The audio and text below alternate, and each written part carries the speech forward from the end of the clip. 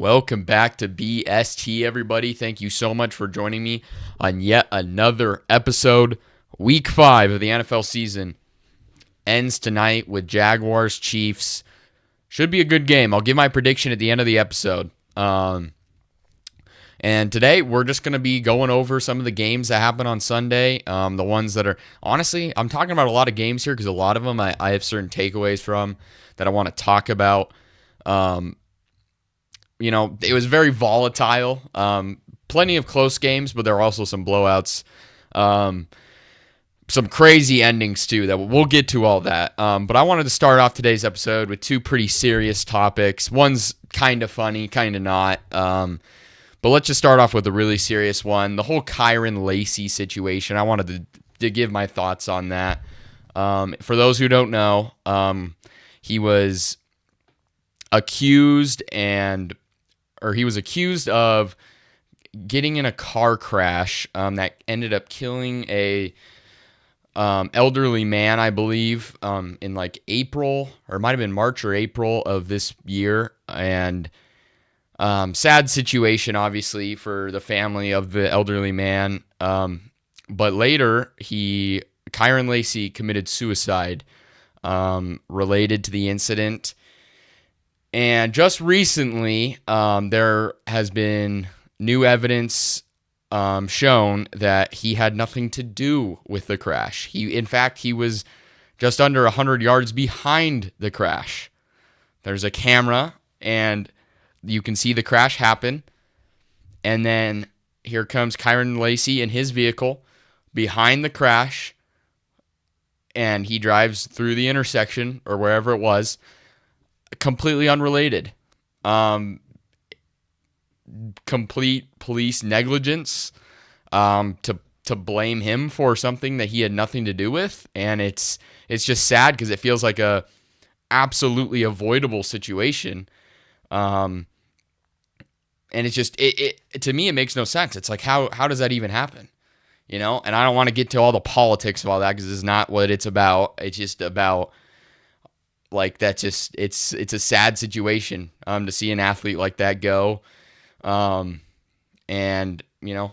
thoughts are with his family, obviously. And I just wanted to give my 2 cents on that. So thoughts out to his family, and the family of the elderly man, obviously. And you just got to wonder how does something like that happen?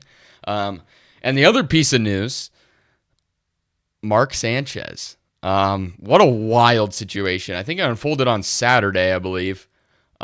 He's in Indy getting prepared for his broadcast on Fox Sports, and all of a sudden you get these notifications saying, well, Mark Sanchez is in the hospital. He was stabbed. And you're like, oh no, that's horrible. Like, man, there's some crazy people out there just stabbing Mark Sanchez. And then later, and you got all these people tweeting prayers for Mark Sanchez. And then later it comes out, no, actually, it was like a DoorDash driver. And Mark Sanchez is like hammered, like super drunk. And he like instigated the whole thing. And then the DoorDash driver, I think it's a DoorDash driver, I believe, like defended himself. And so then Mark Sanchez is in the hospital with this injury because he got stabbed in self-defense, or the DoorDash driver in self-defense stabbed him. So that's why he's in the hospital. So now it's like, dude, what is Mark Sanchez doing? And now, literally 9 minutes ago, I get a notification. Mark Sanchez now facing felony battery charge over altercation on Saturday. Punishment can range from 1 to 6 years in prison. Like, holy crap, dude. This guy threw away his life because he got drunk and decided to mess with a DoorDash driver for some reason. Like, holy crap. But honestly, like, the funniest thing I saw come from this was like everybody was saying, well, at least everybody will forget the butt fumble now. And it's like, fair enough. You know what?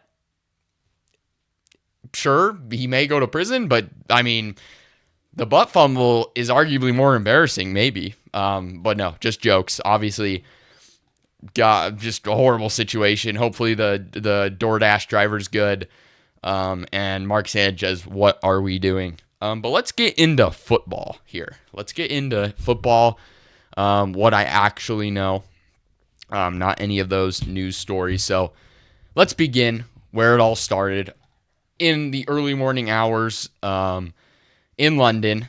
First off, the Vikings staying 2 weeks in London is weird to me. I mean, I just don't. I'm wondering if it's something the league asked them to do or if they wanted to do it. They said in the broadcast early on, like they sent like a ship with all their equipment, like pounds and pounds of equipment, to that area beforehand, so they were like prepared for it. But for a player, that must be really weird because you're in London. It's almost like you're living there for an extended period. Usually these trips to other cities for games are like a weekend. You get in there on Friday or Saturday, and then you play the game on Sunday. You leave that night, and you're back in your home city by like Monday morning at the very least, or at the very most. So kind of a weird situation. And then early on in the game, we find out Jordan Addison went sightseeing, missed a walkthrough, so Jordan Addison ain't playing for the first quarter. All the fantasy people, all the people placing bets on Jordan Addison are going insane. It's like, what is happening? Where's Jordan Addison? Why isn't he on the field? But then that kind of got clarified. So, O'Connell's a great coach. He's not going to let his players, be out of line. I like it. And they get the win in this one. Vikings 21, Browns 17. A game that was very interesting because I don't really know how to judge the Vikings at this point. They're a good team, but it all comes down to the quarterback. But first I want to start with Dylan Gabriel. 19 for 33, 190 yards, 2 touchdowns. I thought he was very poised, but very conservative too, which is not a bad thing as a rookie. I think he's very smart with the football. He knows, like you could tell when there wasn't anything there, he threw the ball away. But I would like to see them get more aggressive. But honestly, like,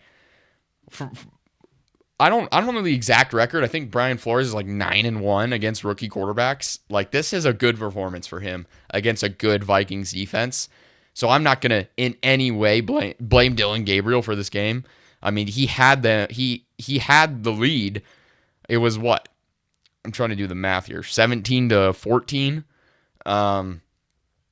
They had the lead, and it takes a last-second touchdown to Addison with 25 seconds remaining to win it. So I thought this was a good performance for him. He's a 41st quarterback to start for the Browns since 1999. An insane stat at this point, like that they haven't found their guy. So I know Browns fans and football fans alike really want to see Shedeur, but I thought this was a game where Gabriel earned another start for sure. And I just think the whole narrative around Shedeur is so weird to me. Like, I think we just get clouded by what he did in college, and it's like, maybe he's just not that good, I mean, maybe that's the thing. And they should still give him a chance to show what he can do, because I do agree it's kind of, he can't like prove himself if he doesn't get opportunities, and you just keep playing that game of like, well, and every fan, until they see him, they're going to be mad that he's not getting playing time, because I don't think anybody on this earth likes Dylan Gabriel over Shedeur. But I think it comes down to the Browns organization. They believe in Dylan Gabriel. It is what it is. Stefanski believes in Dylan Gabriel over Shedeur. It is what it is, guys. You got to just accept it and roll with it. You can say that Shedeur is better than Dylan Gabriel. It doesn't matter. The Browns believe Gabriel is better. And I think, I don't really know what to believe. I mean, Dylan Gabriel was very good in college, but again, I think he's undersized. I mean, his game just reminds me of Tua in a way. I mean, he doesn't have the most impressive arm. Maybe it's just because they're both lefties, but they're undersized. He's probably a little bit more of an athlete than Tua. But, I thought he was good. But I do think Shador deserves a chance. It's just going to be about how can you get that in there? How can you get that moment in there where it's not like you're benching Gabriel for no reason? Because if Gabriel plays good, he needs to be the starter at this point. But if he's maybe has a bad half, put in Shador for a half. See what happens. You got it. You got this guy who some people thought would be a first-round pick in the 5th round or whatever it was. At some point this year, play him because you're not a good football team. You're 1-4. Your defense is good. We'll get to Judkins in a minute, but you got to give Shador a chance eventually. But I think for now, people need to calm down and just accept that Gabriel's probably the better player. But yeah, I thought he was pretty good in this game. Let's get to Quinshon Judkins. What a player! What a pick this guy was or is. 23 carries, 110 yards. Had a 50-plus yard touchdown called back. Of course, it was holding. Probably would have been a 50-yard touchdown. But, I mean, he is the complete package. Patience, vision, balance, downhill running. Like, he has the speed to break away from defenders. I mean, he's a workhorse. He is so, so good.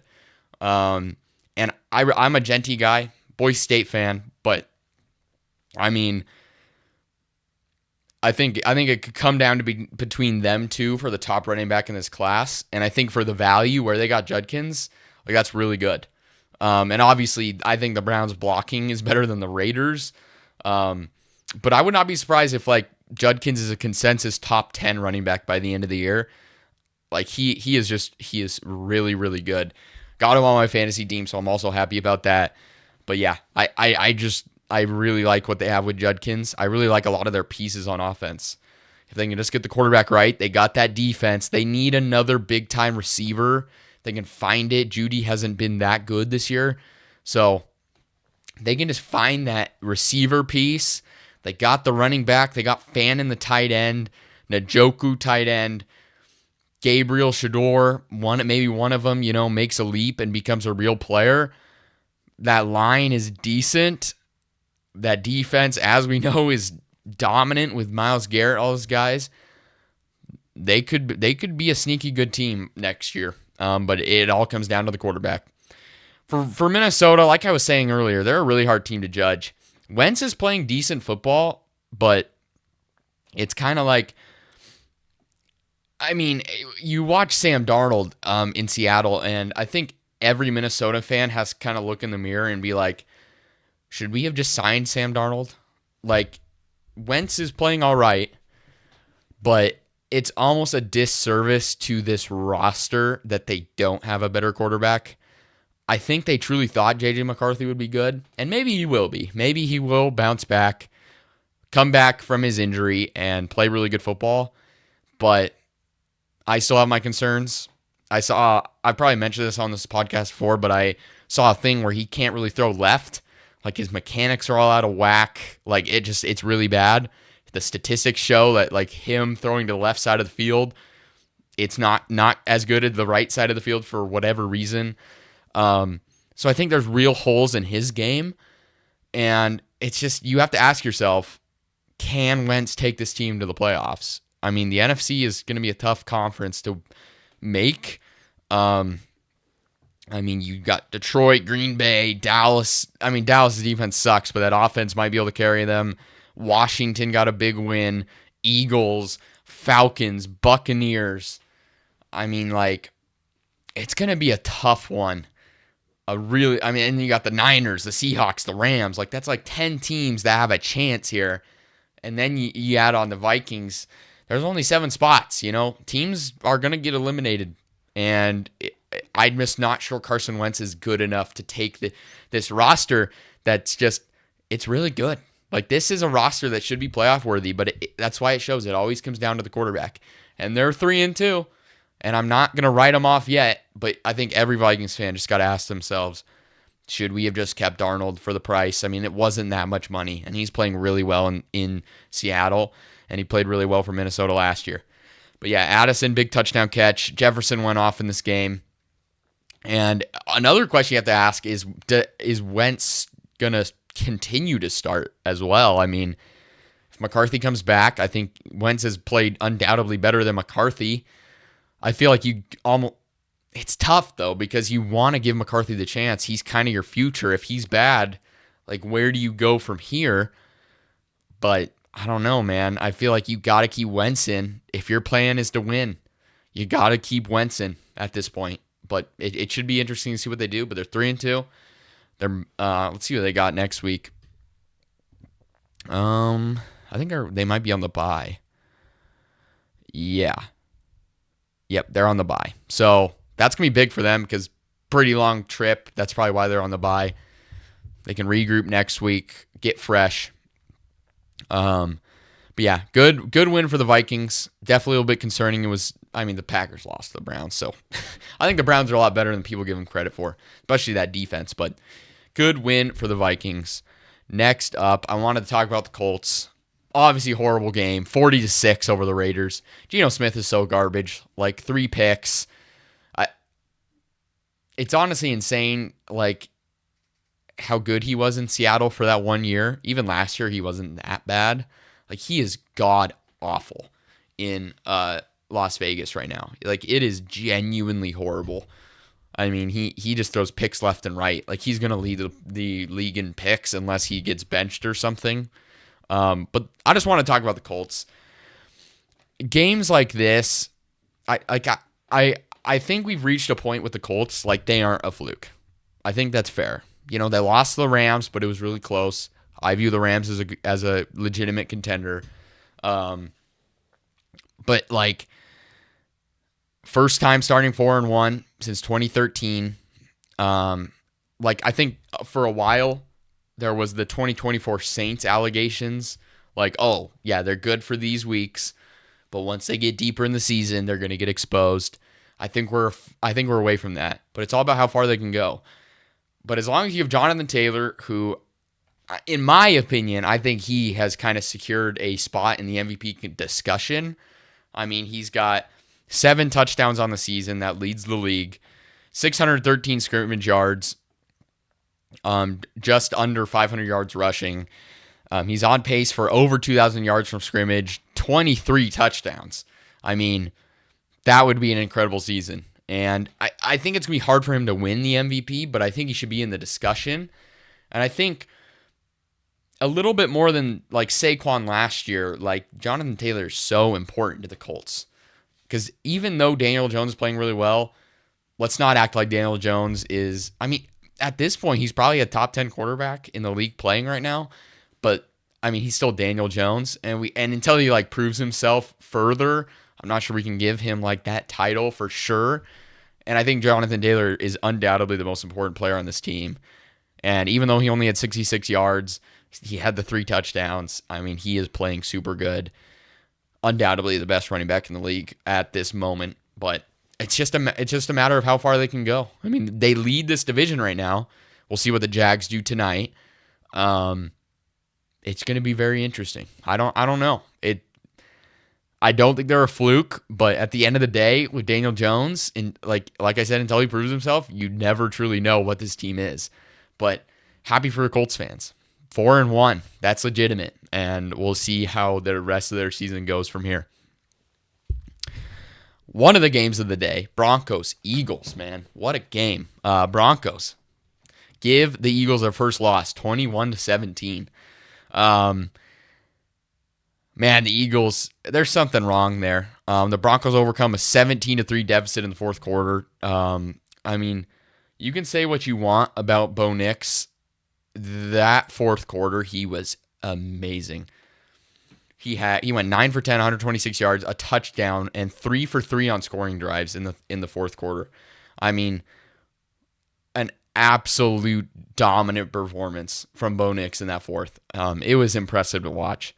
On the day, 24 for 39, 242 yards, a touchdown. So most of that work came in the fourth quarter, and you know, they just kept the Eagles' corners are very good. Mitchell is very good. DeJean's very good. Mitchell kept having just sticky coverage on Sutton, and it didn't matter. They would just keep throwing up contested balls to Sutton, like back shoulder, And Bo Nix was just putting them in the perfect spots where Sutton can use that big 6'4" frame, just get up, catch the ball. They could not stop that guy. He had 8 for 99 on the day. Just really impressive stuff. The Broncos, their defense is good. If they can just get some more consistency on offense, even in this game, I don't think they had a great offensive performance outside of the fourth quarter. If they can just continue to do that, I mean, their defense is legit. And I wanted to give some credit to Nick Bonito. Jason, who has come on this podcast before, big Broncos fan, big Nick Bonito supporter. Shoot, I'm on the bandwagon now too. 2.5 sacks in this game, 7 now on the season in 5 games. That leads the NFL. I mean, at this point, I know probably the odds won't say it, but I'd give him the DPOI. I'm not afraid to do that. I think this guy is so underrated. He had a great year last year. He had 12.5 sacks and 3 interceptions. As an edge rusher, that's insane. And he is really, really good. And he is so slept on in this league. He's not talked about with the likes of Hutchinson, Max Crosby, Watt, Garrett, Parsons. He needs to be. This isn't like Parsons is lined up on the other side and he's getting one-on-ones. This is a guy who you have to send 2 people at too, because he is a monster.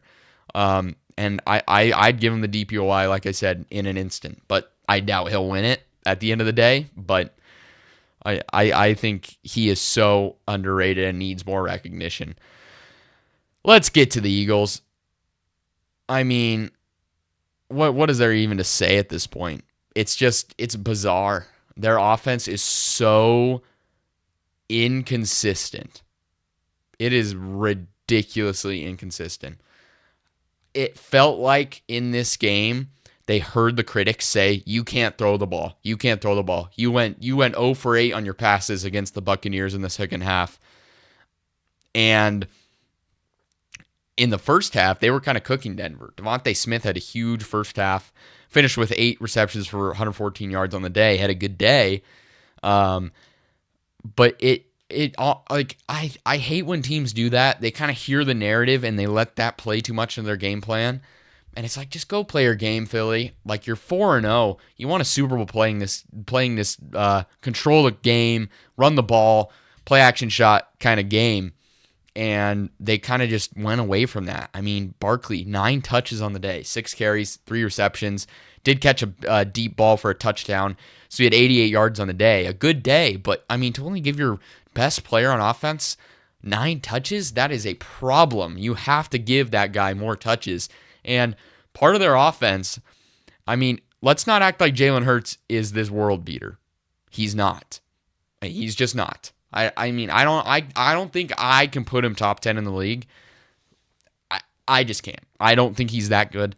But he does his job to win games. But when Saquon's not running the ball, and he hasn't run the ball as good as he did this year, it just messes up their whole offense. They can't get any flow. I don't think we realize how many 50-plus yard touchdowns Saquon had last year and how much that carried their offense at times. He was so explosive last year, and it really helped carry their offense. Defense is keying in on him a little bit more this year, getting some success stopping him. The Eagles' offensive line isn't blocking as well, and we're kind of seeing the fallout of that because Hurts has definitely not been good this year. A.J. Brown doesn't seem to be getting involved. He half-assed a play yesterday, in the game where Hurts is throwing the ball thinking Brown's going to keep running. He stops for whatever reason. I'm not really sure why. Maybe he thought it was going to be a sack or something. And the ball just gets overthrown. It would have been an easy touchdown if Brown just keeps running. It seems like it's definitely getting into his head a little bit. Of course, there was all that drama last week with the Twitter post. And I'm sure it's difficult. But it's definitely just a weird situation right now. I don't really know how to fix it. I'm not sure firing your offensive coordinator is the right answer, but we saw the Bills did it a few years past, hired Joe Brady, got rid of Ken Dorsey, and it worked, and their offense got infinitely better in the second half of the season when they did that. But on the other thing for Jalen Hurts is they've had so much success offensively. He's had a different offensive coordinator in like 3 straight seasons. So I will say they haven't been part of the no consistency is there's no consistency in the building. That's part of the problem. When you win and you win consistently, your guys will leave. It's inevitable. So I don't know where they go from here, but you're still 4-1. The sky ain't falling. It's fine. Regroup. You're gonna win a lot of games this year. You're gonna make the playoffs. You have too many good players to not. But to win another Super Bowl and go back to back, they're going to need to find something offensively. And even Kansas City, we look at Kansas City, their offense hasn't been world beating. But when you need a third down, Mahomes will find the play to get it. Right now, I'm not sure Jalen Hurts can do that. I'm just not. I'm not sure. So we'll see what happens. We'll see how they bounce back from this. They got to it's a pretty simple equation in the NFL. Get the ball to your best players, and you're going to win the game, especially when your best players are A.J. Brown, Devontae Smith, and Saquon Barkley. Get the ball to those guys, and you're going to win the game. With that defense, yeah, it's going to happen. But, yeah, big win for the Broncos. Huge win because, you drop 2 games on last-second field goals. You need this. Now they're 3-2. Honestly, could easily be 5-0. And more realistically, 4-1. So I like the Broncos this season. Just need that offense to step up a little bit. Okay, probably the most entertaining game of the day. And maybe this was just because of that announcer. I don't know if you guys heard, but the announcer was electric. That guy is awesome. Whoever that guy is, give him a raise. Put him in other primetime games. I love that guy. I think he's the Hornets announcer. Just an absolute entertainment machine. Every play call it felt like it was a Super Bowl. But anyway, Panthers beat the Dolphins 27-24. Improved to 2-3.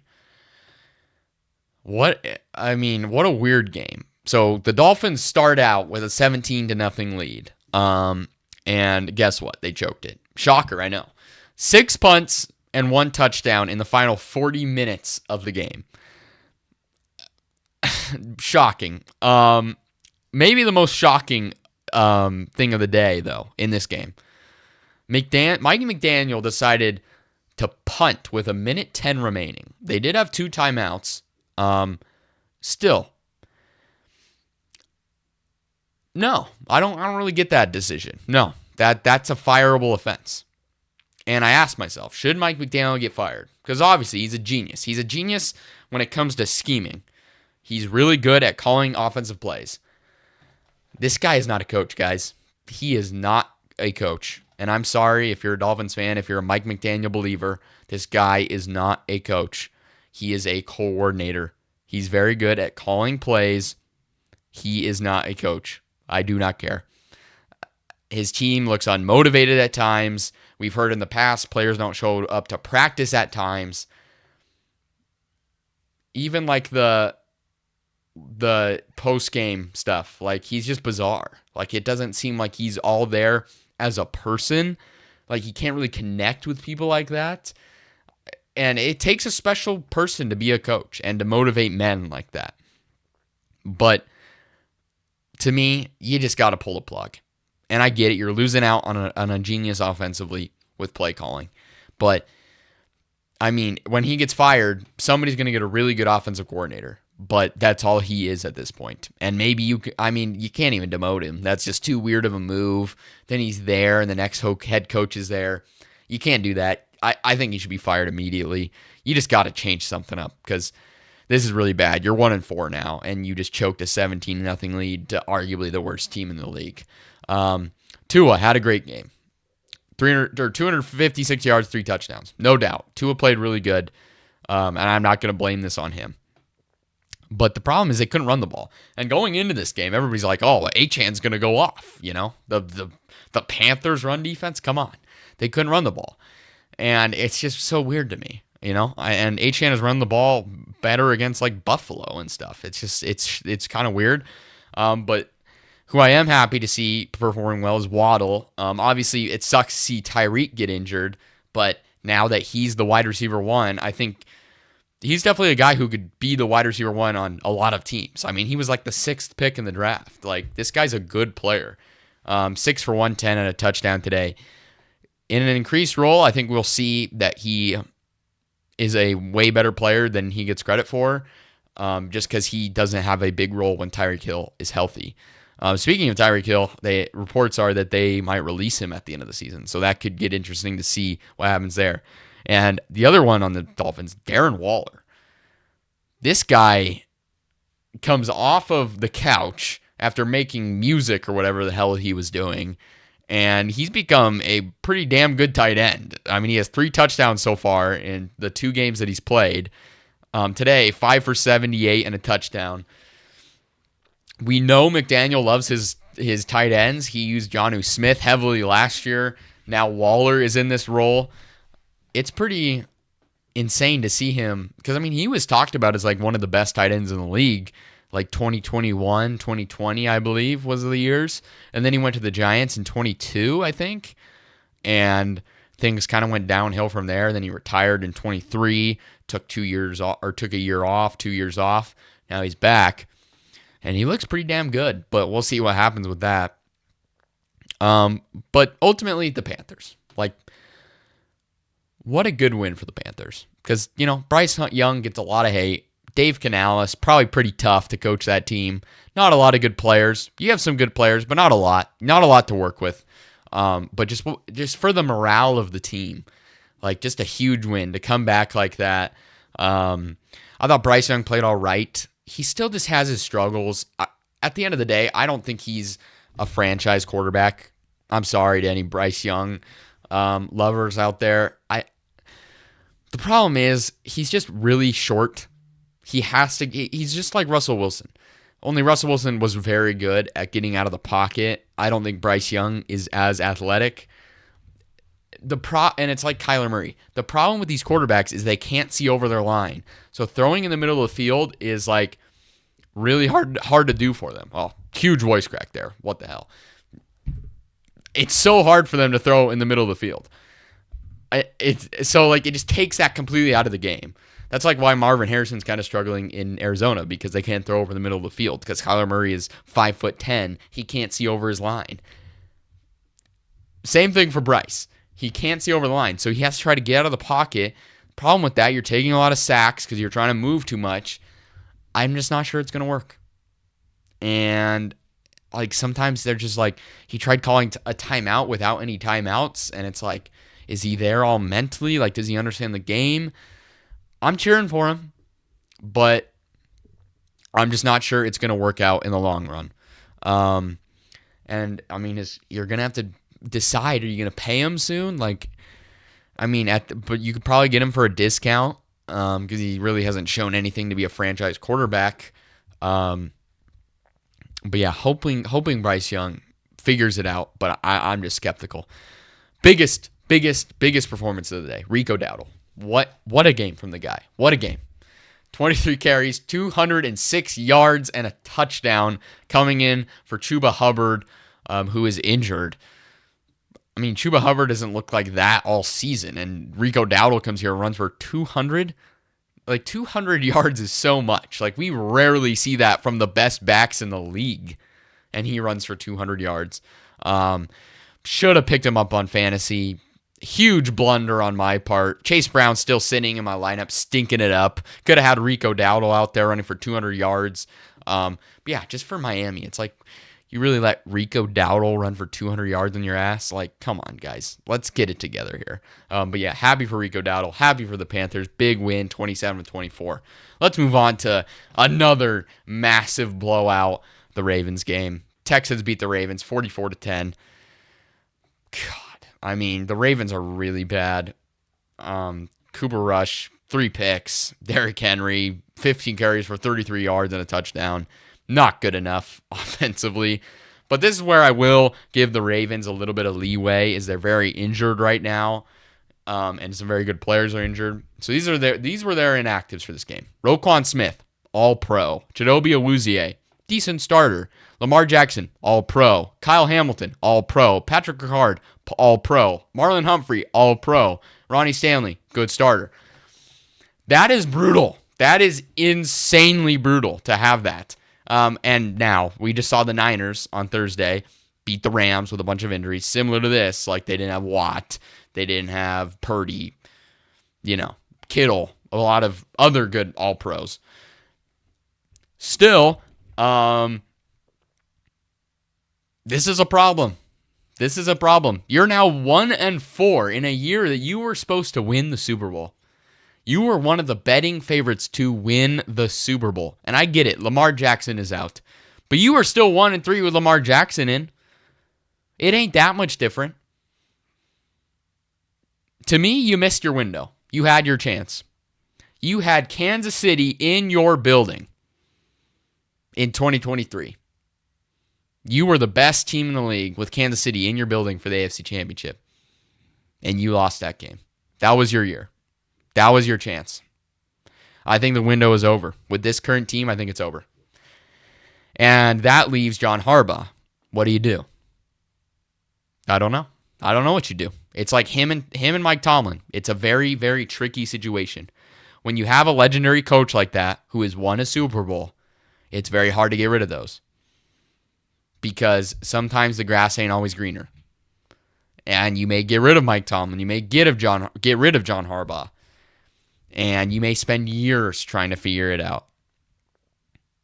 But like the Cowboys in that documentary, they get rid of Tom Landry, you find Jimmy Johnson. So if they want to fire Harbaugh, they have to have an answer there. But there is no doubt that Harbaugh's teams have come up short historically. So let's not act like they win the Super Bowl every year. Since that Super Bowl, they have come up short. Nearly every year. Every year. Not even nearly. Every year since that Super Bowl, they've come up short with very good teams. I think his seat is extremely hot. I think they should fire him at the end of the season. I mean, it's just like they're just undisciplined. They don't look like they want to go out there and play. I get it. The injuries are there, but I think it's time. I think you got to pull the trigger and move on to a new era because you have Lamar, obviously, locked up. But I think you just got to move on. I think you do. I think you had your chance. You got to move on. You got to retool and figure it out. But for the Texans, huge game. Big morale win. We had a couple morale wins here, just like where things are in the dumps, but guess what? We won and we're up here now. Monday morning, we are the happiest team in the league. And the Texans got to be. I mean, this offense has struggled all year. And obviously, tons of starters missing for the Ravens on defense. Good starters, too. But to put up 44, and for Stroud, like quietly, he's had 2 consecutive really good games. So I'm happy for Stroud. He's got a lot of hate. But he's a guy, when you can protect him, he can dice a defense apart. But if he's not protected, he can't. He's protected in this one. 23 for 27, 244 yards, 4 touchdowns. And he's only sacked twice. So that's huge. That's the problem with the Texans. Their O-line is garbage. It's bad. But the Ravens were not able to take advantage of it because they just really don't have anybody to do so. So, big win for the Texans. You got to try to keep up with the Colts if you want to make the playoffs. I don't think they will just because I think that line is bad. They don't really have a very strong run game with Mixon out. And Nico Collins, last year, he was really good. Cannot get the same thing going. He did catch a touchdown in this game, but he just can't get the same thing going this year. But big win for the Texans, and I think the Ravens are screwed. Now, what I will say about the Ravens, they have a very easy schedule coming up. With Cooper Rush, you're not going to win. Sorry, it's not going to happen. It's not going to happen. So, you're going to need Lamar back. I'm not going to write him off yet, because let's not act like... I mean, they're 1-4 for sure. They're 1-4, but like they could have beat the Bills in week 1. I mean, they had the lead. They were up 40-25 with 3 minutes left, you know? So I'm not going to overreact, but I think they're screwed. I don't see a situation, especially with the Steelers now, who are what are they? 3-1? Like, Steelers probably winning the division now. Everybody else in that division sucks. Steelers got a big lead. If they choke the division, I mean, every Mike Tomlin team goes 9-8, but if they choke this division, like, that will be really bad.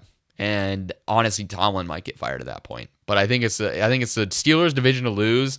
The Ravens got to make up a lot of ground now. But big win for the Texans, 44-10. Titans Cardinals. What a bizarre game. What a collapse. What a collapse by Arizona.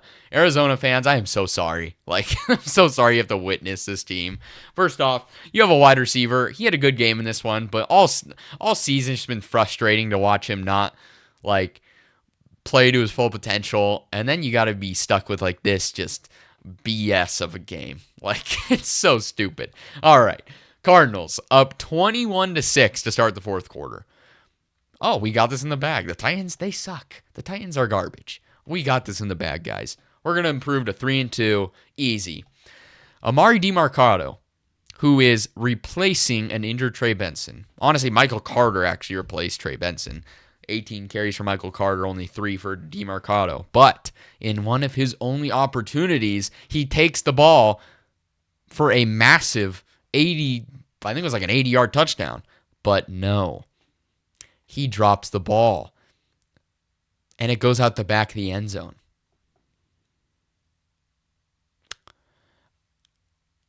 I don't even know what to say anymore. These are professional athletes getting paid to play a game, a sport. They're getting paid to play a sport. And you drop the ball before you cross the the plane? I have no words anymore for this. It happened last week with Adonai Mitchell, and it happened this week to this guy. And it cost the Cardinals the game. They would have taken a 28-6 lead and probably won. I just physically don't understand how that happens. I don't know. Just carry the ball into the end zone. Why are you letting go of it? Why? It's one thing if the ball gets punched out. These guys are just running and they let go right before. I don't get it. I don't. It makes no sense. It's ridiculous. If it ever happened, if a Packers player ever did that, get rid of him. Please. Like, DiMercato, he might be cut. I mean, I don't know. I don't know if he will be or not, but, like, he should. I'd probably cut him. I'd probably get rid of him. It's unacceptable. So that happens. Still 21-6, Titans football. Titans scored a touchdown, 21-12. Oh, we're still fine. That's still a 2-score lead. We're good. Cardinals punt. All right. Not great. Not great offense. Then this is just wild. It's like it was like divine intervention that the Titans won this game. Ward throws a pick. The defender makes a move, and the ball's punched out. And it rolls perfectly into the end zone for Tyler Lockett to recover for a touchdown. 21-19 in favor of the Cardinals. What? So first off, we fumbled the ball at the goal line. Second off, we pick off the ball, and then we fumble the ball, and it's recovered for a touchdown. I don't have words for this game. It was insane to watch. Then the Cards punt. Offense, we got to get something going here. Like, this is bad. And then in a signature play, Cam Ward, rookie season, hits Calvin Ridley over the shoulder perfectly for 38 yards, getting him into field goal range. They ran out the clock, kicked the game winner, 22-21. The Titans get their first victory of the season, Cam Ward's first victory in his career. What a game. It was absolutely insane. One of the most insane collapses I've ever seen in my life. I don't even understand. To me, it's definitely one of the most insane collapses to not even have to get an onside kick and win. Like, they truly just won outright. I don't even know what to say, but I mean, for Ward, didn't play his greatest game, but I think what we've seen so far is Ward is kind of playing like you'd think a rookie on a horrible, horrible team would play, but he's having those flashes. That throw to Ridley a few weeks ago against the Rams, that throw across his body in the end zone to Manor. We're seeing the flashes, and I like what I'm seeing from Ward. He has some mobility to him. He can move throughout the pocket. He can throw at different arm angles. He has a really, really talented arm. I like what we're seeing from Ward, and that throw to Ridley was just money. So happy for those guys. Another morale win. The Titans, you're down in the dumps. You can't protect Ward. Your defense sucks. Your offense sucks. Like, you needed this one, and they get it done. This might be their only win of the season, maybe. To have it come in this way, it's just awesome. Got to feel good for Titans fans. That locker room's got to be buzzing yesterday. They got to be feeling good today. Just a feel-good game, but for Cardinals fans, I am so sorry. I mean, just absolutely brutal for you guys. But let's move on to this. This was so good. I mean, let's just start. The Buccaneers-Seahawks. 38-35, the Buccaneers win. Not only was the game amazing, but you had the Seahawks throwback. The blue, the green. Then you had the Buccaneers throwback, the white, the creamsicle, that hint of red. It was beautiful. It was cinema. It looked so good. You had the Seahawks crowd going crazy. That stadium was so loud. They're so pumped. The city of Seattle right now, they got the Mariners in the playoffs. The Seahawks are playing good football. Honestly, I know like the Ravens-Bills game might be game of the year. For me, this game is my game of the year so far. It's just everything. It had everything.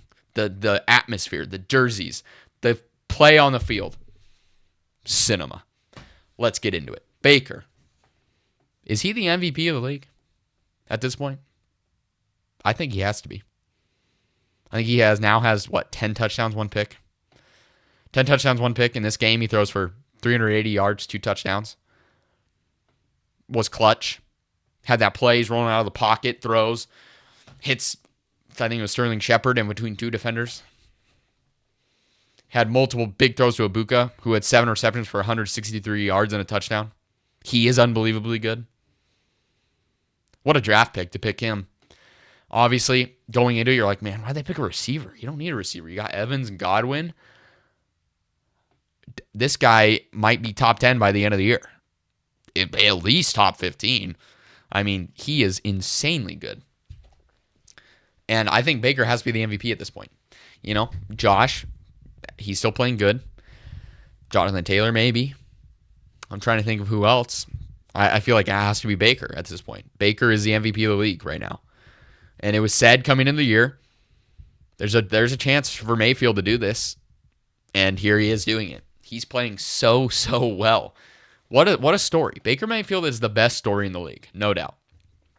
The thing about Tampa is their defense sucked. But I mean, the Seahawks are also they got some playmakers. But honestly, with this offense playing as good as it is, it doesn't matter. This offense will carry them as far as they need to go. For Seattle, tough one, but mostly for their defense. I think this was a test for their offense, but their defense was kind of disappointing. But they were missing DeMarcus Lawrence on the line, Julian Love at safety, and Witherspoon at corner. Those are big losses to have, especially at corner. I've already seen the Saddam Hussein edits for Nehemiah Pritchett, backup cornerback who was thrown into a starting spot. For all the Seahawks fans saying trade Tariq Woolen, you do not want to trade Tariq Woolen because this guy is 10 times worse. He was getting cooked by Ibuka all day.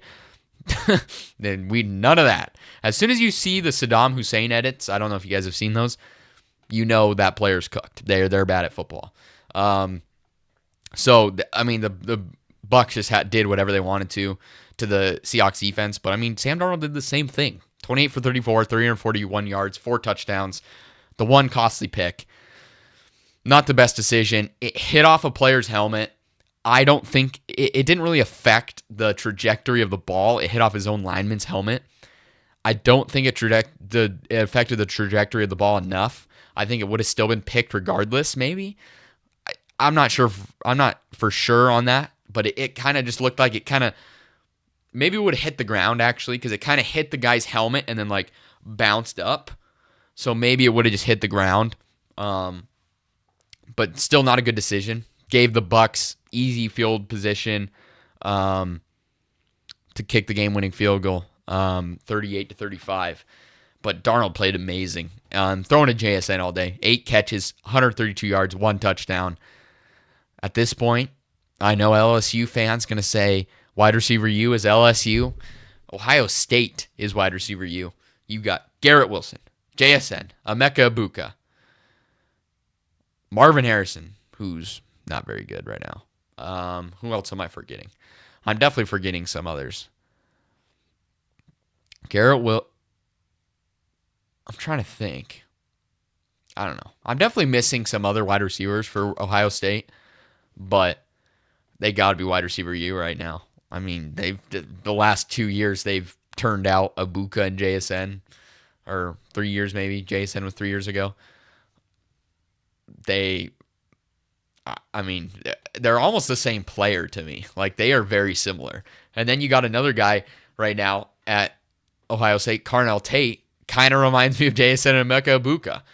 And you got Jeremiah Smith there right now. Like, Ohio State wide receiver U. I'm telling you. Yeah, for the Seahawks. I mean, you had the injuries on defense. It's not a shocker that the Bucs completely torched you. The Bucs are just good. But for me, like I said, the big question for me was the offense. They showed me what they can do offensively, and I think that's should be more of a story than the defense. This offense is good enough. But at the end of the day, I said this all along, I'm not sure the Seahawks are going to win a Super Bowl with Sam Darnold. I'm not sure it's going to happen. Maybe he proves me wrong. But I thought that the same with Sam Darnold last year. I'm just not sure it's a thing that will happen. But big win for Buccaneers. Seahawks will bounce back. Lions, Bengals. First off, I lost a bet on this. I picked Detroit minus 17.5. It was looking good for a while. Then the Bengals decided to come back. But for the Lions, a little bit disappointing to give it up, the lead a little bit, but they still won. 37-24. Montgomery had a big day. His hometown is Cincinnati, so of course they were going to draw up some plays for him. Had a passing touchdown and a rushing touchdown. Goff, 19 for 23, 258 yards, 3 touchdowns. Amik Robertson, I'm not sure what he's doing, jumping the double move that allowed the Chase 64-yard touchdown. Pretty unacceptable there. You're up by 18. Like, no need to be jumping routes at that point in the game. Like, just play conservatively. But that happened. But this one's about the Bengals. Jake Browning needs to go. Jake Browning is not a good quarterback. 26 for 40, 251 yards, 3 touchdowns, 3 picks. Honestly, the stat line looks a lot better than I thought he played in this game. Like, he is just so inaccurate. Like, he cannot throw an accurate ball at times. It's really insane. Just the ball placement is not there. Pretty unacceptable. They can't run the ball. Chase Brown, 8 carries for 27 yards. That's basically been Chase Brown's production all season. He's garbage. The O-line's garbage. Like, the only 2 sacks allowed, but I felt like Browning was getting pressured all over the place. The defense is Swiss cheese. They're garbage. Like, the defense sucks. The offense sucks. The O-line sucks. The only thing that's good is the receivers. Like, Chase, 6 receptions, 110 yards, 2 touchdowns. Like, that's like the only bright spot on the day. The whole team is just ass. They're bad. Like, they are just a bad football team. It's crazy. I've seen so many people be like, man, Joe Burrow deserved that MVP last year. Like, because he took this arguably probably a worse defense last year, maybe a worse team, and he took him to nearly the playoffs and put up amazing stats. And it's like, man, I think Joe Burrow is so much better, like, than people realize, just seeing how bad this team is without him. And to me, they got to find a new answer at quarterback. I know they have Brett Rippon on the roster. I mean, you're not going to win with Brett Rippon. It's probably going to be the same result as Browning. To me, go get a guy like Jameis Winston. I know it's been said before. I think it would feed families. You got Jameis Winston chucking the ball to T. Higgins and Jamar Chase. We saw what he did with Jerry Jeudy last year. Make that happen, Bengals. That would be absolutely amazing to watch. So I would like to go see them throw a pick to the Giants. Give us Jameis Winston. The Giants don't need him. They got Jackson Dart and Russell Wilson. But yeah, Zach Taylor, he's a goner. No way they keep him unless they're just incompetent, which is there's a chance. There's a chance that's true. But to me, like, he's just a goner. There's no way you keep him. The team looks unmotivated. I mean, obviously this is also a front office problem, but you gotta can him. Just get him out of there. Like, something needs to change. They need to completely rebuild this whole roster. Give Joe Burrow a line when he comes back for next season. But Lions get a big win, improved to 4-1. Commanders Chargers.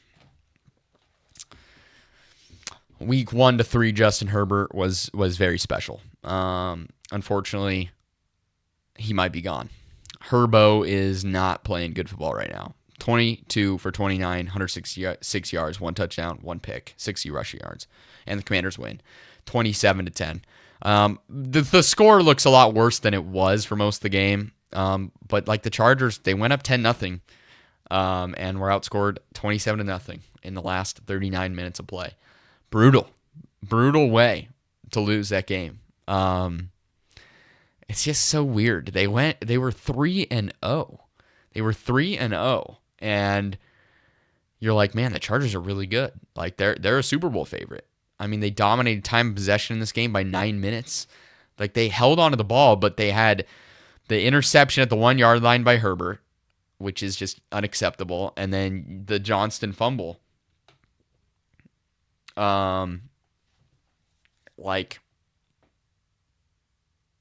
It's just, when you have turnovers like that, you can't win games. It's brutal. So there's no consistency. The O-line is in shambles now because you lose Joe Alt, you lose Rashawn Slater early on. They can't protect Herbert. They can't run block. The offense is just, it's in a really bad place right now. And the defense, they're decent, but they don't have a lot of difference makers. Like, Derwin James, a difference maker, but they're just not. There's nothing special about them. And it's really concerning. But for the Commanders, big win. Get Jaden Daniels back. I thought he played all right. 15 for 26, 231 yards, 1 touchdown, 39 rushing yards. He had some massive throws. That big, deep ball to Luke McCaffrey, who made a great catch on that. They still got to work back into things. I still don't think their offense is going to be as good as last year. Bill Krosky-Merritt finally broke out. Guess what? He's on my bench. He broke out on my bench, of course. 14 carries, 111 yards, 2 touchdowns. Hopefully he gets an increased workload. I mean, I think he leads the league in yards per carry, so I think he's a good player. And ultimately, what this game showed to me is, like, Debo was a great add in the offseason. Just phenomenal. He's fit in so well in this offense. In the Cliff Kingsbury offense, like, a guy like Debo is just a perfect player for him. And the defense showed up big time. They showed up when they needed to. So, big win for the Commanders to move to 3-2.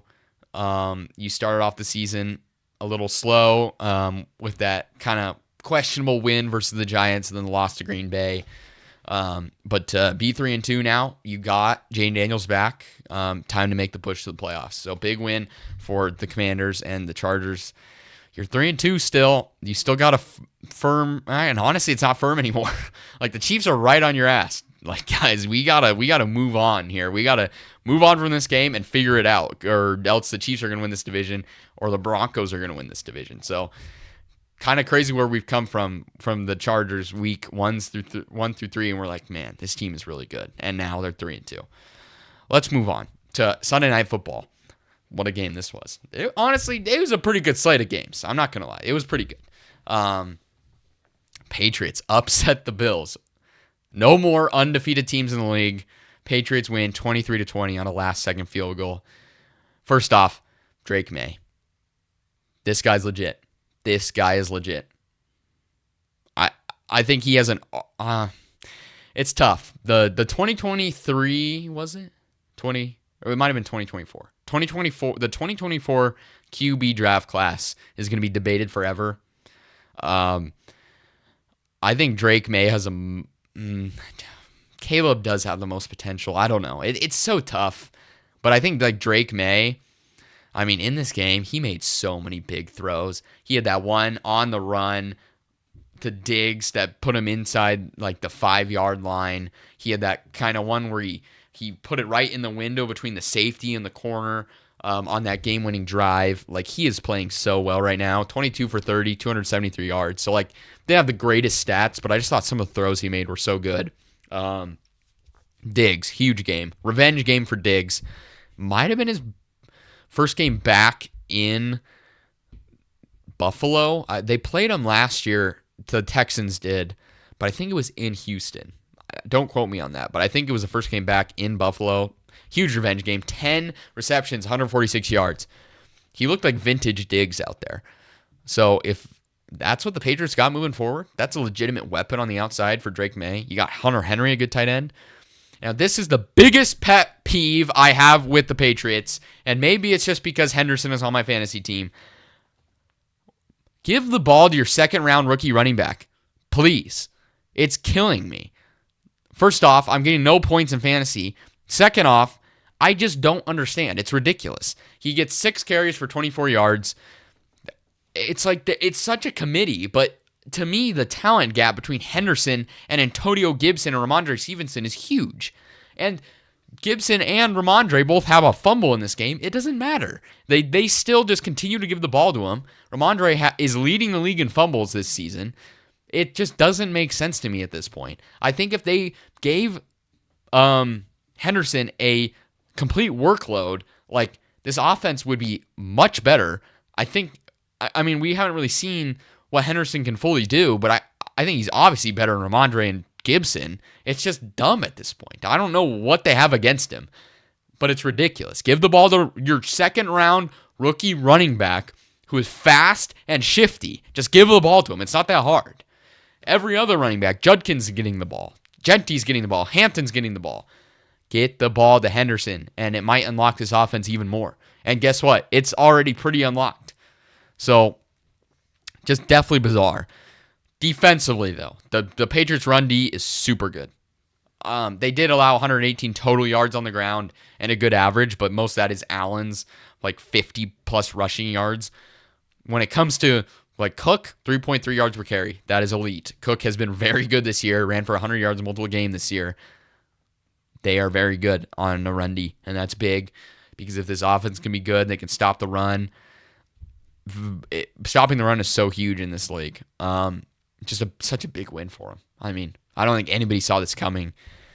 Bills were only like a 7.5-point favorite, which is still a lot, but like I think most people thought the Bills would at least win. I thought it'd be close, but I didn't think the Patriots would actually get it done. So huge win for the Patriots. But even though it's a huge win and they played well, I think it's more about the Bills. Honestly, like, I get it. Everybody wants to celebrate the Patriots, but to me, this game is more about the Bills making mistakes. They had 2 fumbles. One was like deep in their own territory, gave the Patriots an easy red zone opportunity. And the 1 interception by Allen was costly, so 3 turnovers ain't going to cut it. And ultimately, for me, I think this team go. My God, the voice cracks today. I think this team goes where Allen goes, but if Cook isn't good, like, it really hinders their offense because he is so explosive and he really moves the chains for them. If he's not running well, like, it's a big problem for him. Yeah, so, like, I mean, it's just like, if Cook can't get going, who really steps up? Like, Kincaid had 6 for 108, but I don't know, they don't really have a lot of explosive players besides Allen and Cook offensively. They have a lot of, like, possession guys in Kincaid, Shakir. Honestly, you need Coleman to kind of take that leap. We saw it in week 1. We haven't seen it since. And if we can see him take that leap, I think he's their kind of explosive big play guy. We just haven't seen it yet. So I think they need that to be kind of more consistent on offense. Certainly not a horrible game by the Bills, but definitely got to clean up the turnovers. If they don't turn over the ball like that, they probably win the game. So, tough one. But they'll learn. They're 4-1. They're still probably the best team in the league, in my opinion. Because, I mean, every team has lost at this point. Maybe recency bias puts somebody else over them, but I think you got to put the Bills at the best in the league.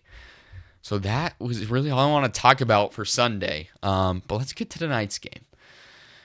Gonna be an interesting one. To me, the Chiefs are back. Like, they're probably gonna win the Super Bowl this year. I'm just preparing for it mentally because I don't want to be like shocked again when they make it back. Now that they got Worthy back, it seems like their offense is kind of unlocked. But the Jaguars are kind of underrated. That defense is playing really good for the Jags. Top 5 in points per game, I believe. It's all about that offense, though. Can Trevor get it going, run the ball well with ETN, get the ball to BTJ and Travis Hunter? Can the line block? At the end of the day, I think Kansas City is going to win this game. Kansas City just doesn't really lose these kind of games, honestly. It just doesn't happen. I think it's going to be a close one, but I think Kansas City will get it done. But yeah, that's pretty much it for today's video. Can't wait for next week. Can't come fast enough. Thank you guys for getting us to 139 subscribers. It's greatly appreciated. Please like, subscribe, comment, check out TikTok, all those things. It's greatly appreciated. Any support, please just comment. Comments are so fun to interact with. So yeah, all those things. Thank you so much. Hopefully you enjoyed this video. Have a good day. Stay safe. And I'll see you in the next one.